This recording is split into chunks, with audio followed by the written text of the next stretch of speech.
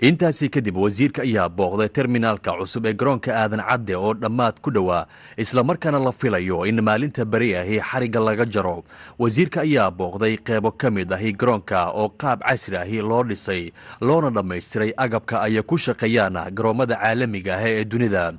wasiirka ayaa booqashada waxaa ku weheliyey mas-uuliyiin ka socday shirkadda dhismaha wadda Siciid Jaamac Cali Qorsheel. maanta waxaan joognaa gebagabadii garoonkii aadan cabdulle cismaan oo bari furitaankiisu uu yahay oo ay furi doonaan madaxweynaha Soomaalida madaxweyne xasan sheekh iyo madaxweynaha Turkiga Erdogan. hadda waxaan u tusaynay waxay ahayd inuu diyaar yahay barina waa furitaankii markay madaxdu yimaadaan.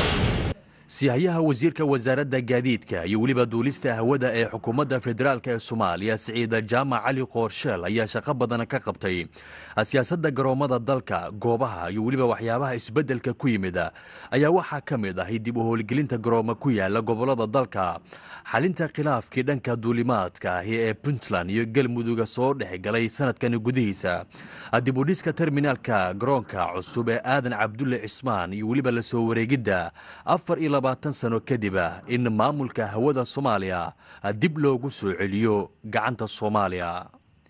Salmaan Jamaal Saciid, TV-ga caalamiga Universal, magaalada Muqdisho.